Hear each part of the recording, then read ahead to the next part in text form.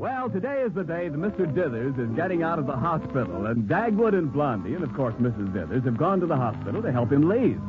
The leg that Mr. Dithers broke kicking Dagwood out of his office several weeks ago is not entirely mended yet, and details. Let's look into Mr. Dithers' hospital room and see what's going on there.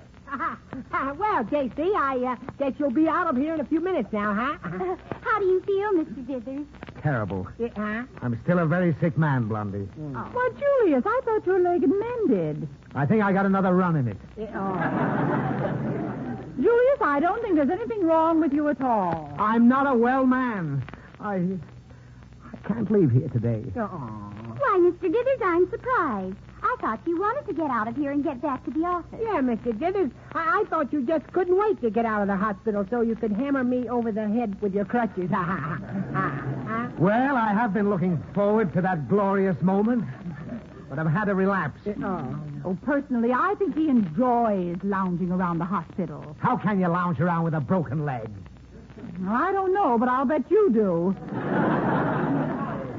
Well, hello there. Oh, hello, Dr. it's Crunch. you. Hello, I Doctor. just came in to check you over before we throw you out. I'm really not feeling very well, Doctor. Do I have to leave? I'm afraid so. You know that pretty little brunette night nurse. I here pay very little attention to nurses. But I think I know the one you mean, East 2354. Well, she said that either you'd have to leave or she'd leave. So you've got to leave. Well, so that's the cause of your relapse, you crumb. From now on, I'm going to be your nurse, Poochie. But Dr. Crunch, is Mr. Dithers really well enough to leave the hospital? Yeah, but we wouldn't want anything to happen to him. That is, nothing too serious. Oh, he'll be perfectly all right, I hope. Yeah, I think you ought to give him an examination before he leaves. Well, if it'll rest your mind, I'll give him a quick brush. Get away from me, you carpenter. I'm perfectly all right. Well, you'll be on crutches for a while, Mr. Dithers. I hope you won't try to chase any young ladies on them. Dr. Crunch, have you met Mrs. Dithers, for heaven's sakes? Oh, yes. Yes, indeed. Yes, I know Miss Dithers. Oh, yes, indeed. And I know my husband. Oh, yes, indeed, and I know my boss. My goodness, it seems to me that it's taking a long time to get Mr. Dithers out of the hospital. He certainly got in much faster. Yeah, he just kicked his way in. Well, Mr. Dithers, let's see how you are. We'll put this thermometer in your mouth. No one's going to put a thermometer in my stomach. That's it. Mrs. Dithers, would you mind holding this thermometer in Mr. Dithers' mouth? Not at all. I hate to impose on you this way, but he's biting my hand. Doctor, why don't you bite him right back? Excellent idea. Get away from me. Hand me my crutches. Let's get out of here as fast as possible. That's an excellent idea, Mr. Dithers. Oh, before you leave, here's a little souvenir of your visit here. What is it? My bill. Let me see it, you snake oil salesman. Oh! Oh, Mr. Dithers, don't eat the thermometer.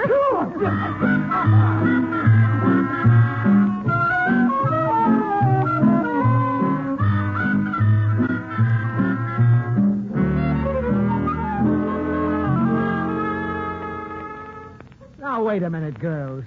Why are you leading me into my office blindfolded? It's hard enough for me to get around on these crutches. What's going on? Oh, we've got a little surprise for you, Julius. Yes, Mr. Dithers. Cora and I have fixed your office out while you've been in the hospital, and we want you to be surprised. Bumstead, what have they done to my office? You'll be surprised, all right. Here, why don't you sit right here in your chair, Mr. Dithers? Where is my chair? I'm blindfolded, you know. Oh, yeah. I can't feel anything but air underneath me. Yeah, I know how you feel, J.C. Once I sat down where a chair wasn't, and I didn't sit down again for 2 weeks. Go ahead, All right, I found it. Now take the blindfold off, will you? Wait a minute. I want to get out of the office first. Why, Dagwood, aren't you going to stay and see how surprised Mr. Dithers is when he sees his surprise? No, thank you. I'd rather not, thank you. I'd feel much safer sitting on the edge of Vesuvius and dangling my feet over the side. I'll come back later. After the lava's cooled off a little bit.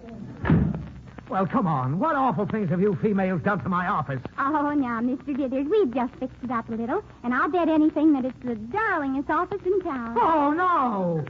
Take this blindfold off. All right, now, Julius, hold still. There we are. Surprise! Surprise! Good grief. Put the blindfold back on again.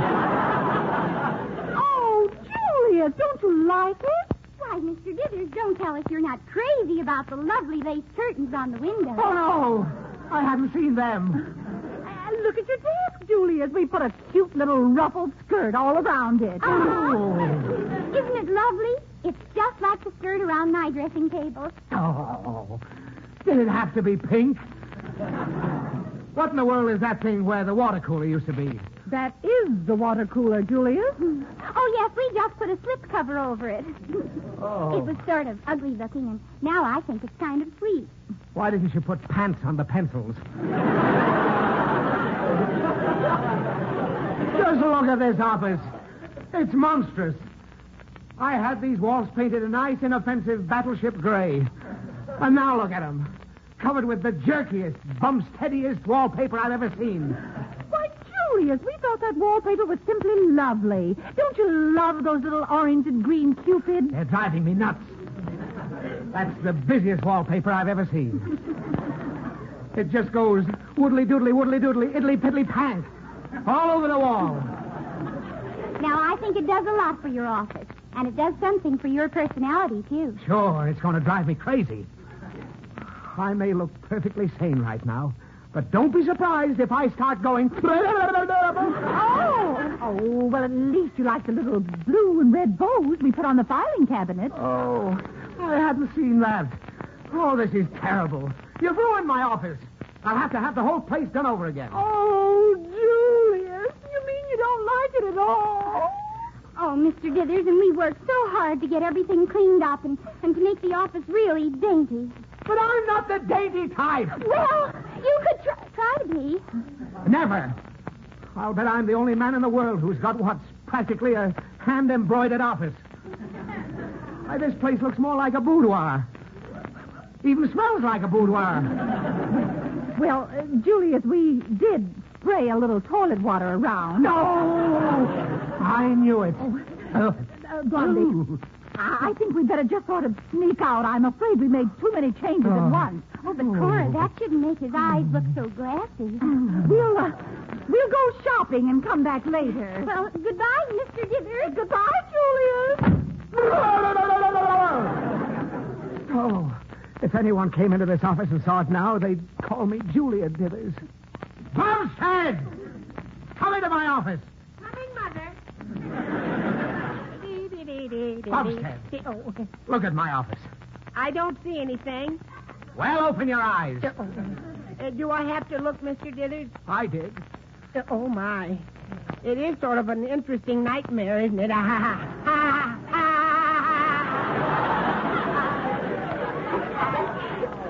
You think it's funny, eh? Oh, no. I'm just laughing because I haven't got anything else to do. All this happened while you were in charge of the Dithers Company, and I'm holding you responsible. You've got to make all the adjustments here at your own expense. I'll take care of the huh? Yes. Oh, my. Well, Mr. Dithers, I know how. I could make things look a little more natural, but you'll have to cooperate with me. I'll cooperate. What do you want me to do? Well, things would look more natural if you just wear a skirt. Bumstead!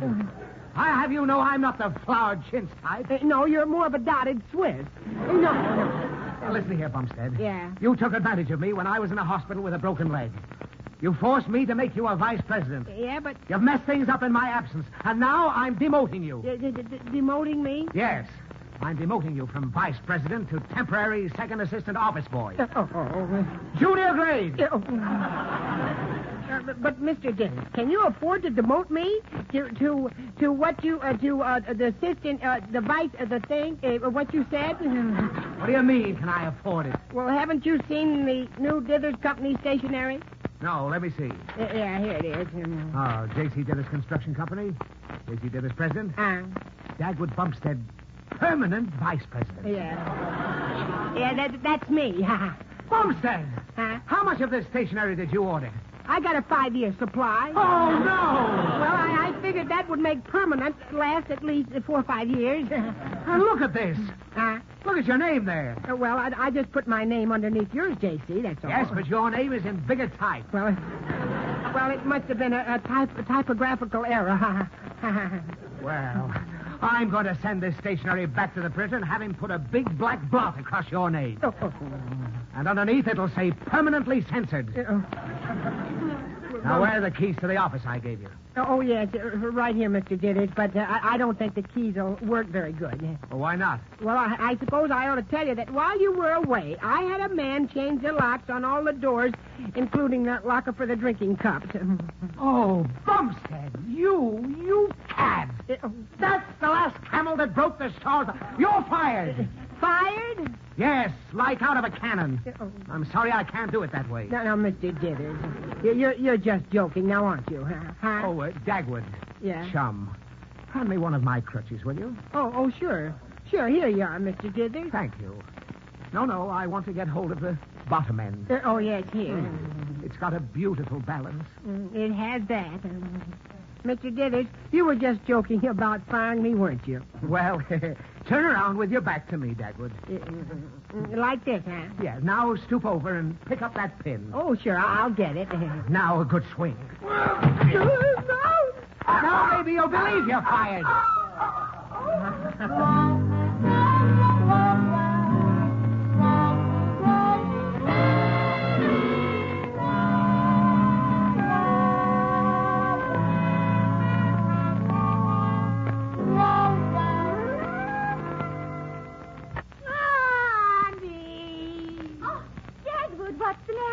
Why, you're home so early. Yeah, I've just been fired. Oh, Dagwood, Mr. Dithers didn't kick you out of his office again. No, he didn't kick me out. He batted me out. Oh. I sailed out like a high foul down the third baseline. I really didn't think he'd fire me, Blondie. Well, Dagwood, Mr. Dithers is sort of upset today. He really didn't appreciate what Cora and I did to his office. Why, I'll never know. I thought his office was adorable. Yeah, well, let's get back to me, honey. I'm a tragic figure.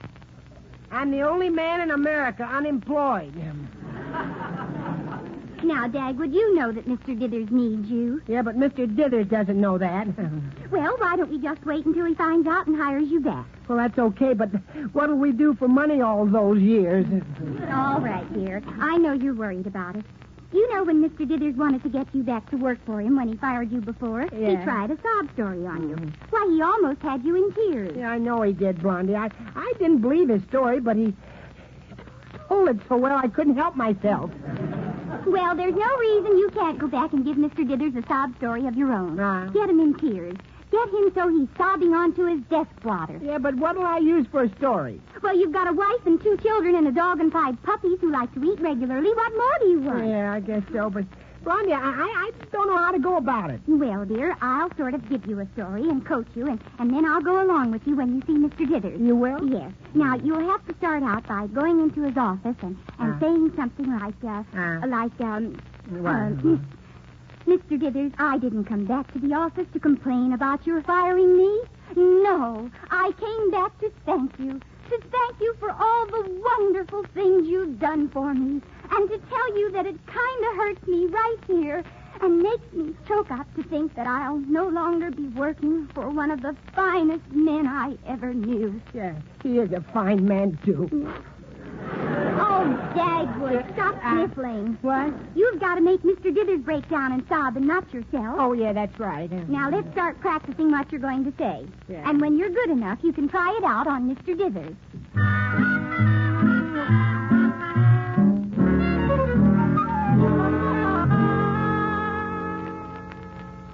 All right now, Dagwood. You remember what you're going to say, don't you? Yeah, I think so, Blondie. Well, I'll wait right here outside his office while you go in and work on his tear gland. Yeah, okay, but, oh, my goodness, I'm not sure I can make him cry.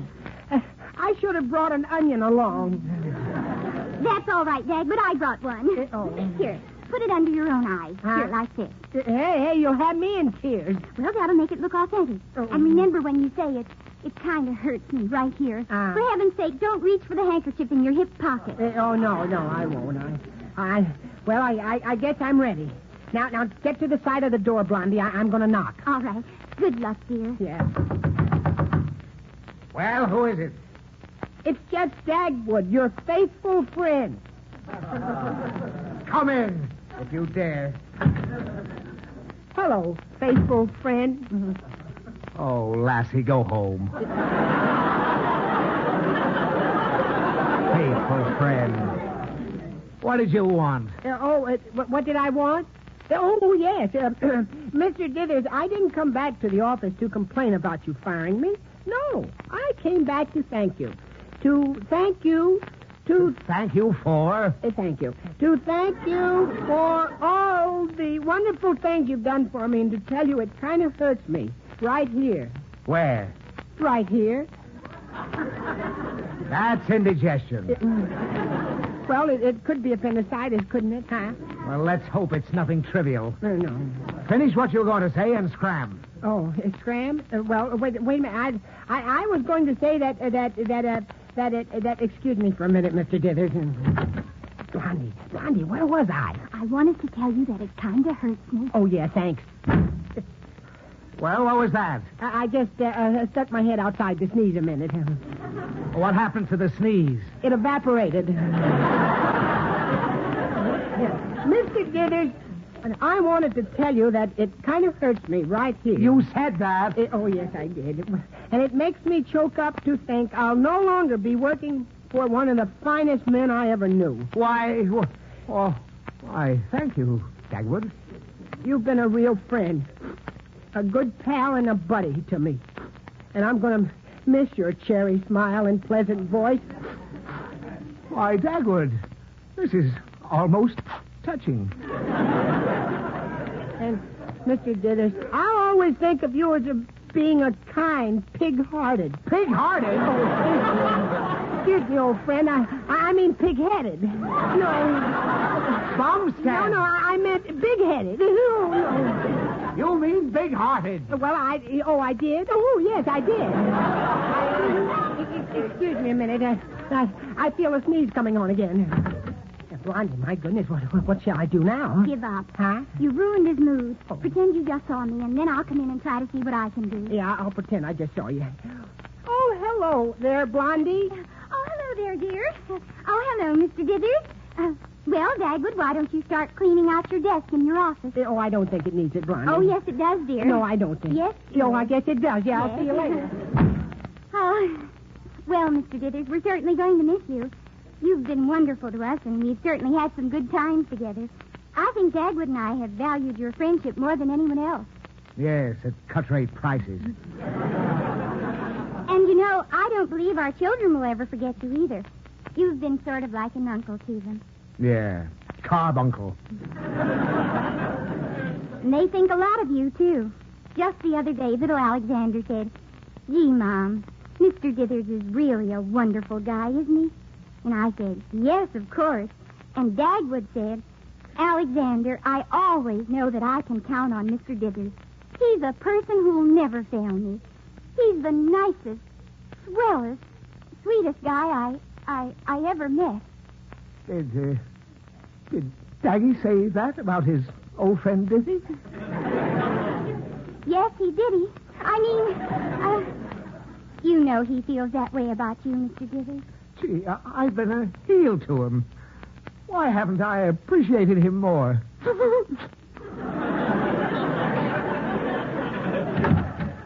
Hey, how you doing, honey? Are you breaking him down? Oh, Bumstead! I'll wait outside.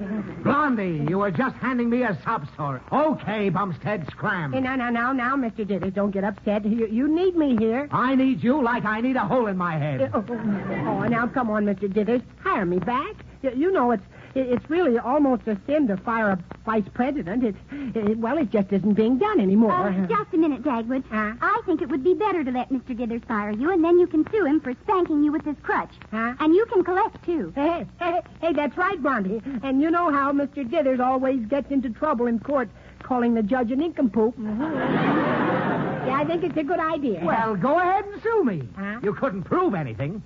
Is this the crutch you spanked Dagwood with? Yes, and I loved every second of it. My, Mr. Dithers, look at this. Oh, my. Did he break that across me? Say, the crutch is broken. Oh, yes. So we'll just take this along for evidence. Hey, just a moment. Daggy, old boy. Yes.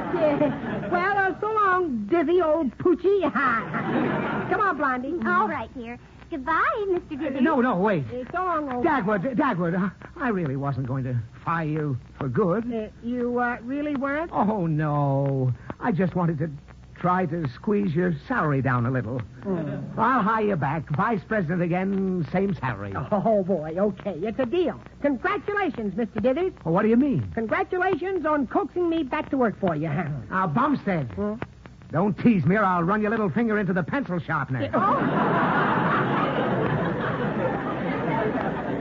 Now, boys, you mustn't quarrel. Congratulations, Dagwood. Oh, thanks, Blondie. Oh, you were wonderful, dear.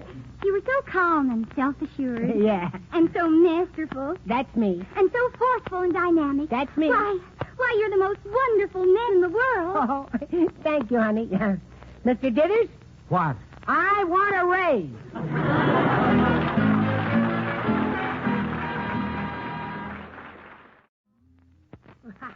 Blondie. Now it looks as though I'm going to be a vice president, at least for a few more weeks. I feel I ought to look a little more distinguished. No, Dagwood. You cannot carry a cane. No, I didn't mean that, honey. I didn't mean that at all. What I mean was that, could I grow a mustache, please? Yes, dear. I'll let you grow a mustache on one condition. You will? Okay, well, what's the condition? That you let me dye my hair green.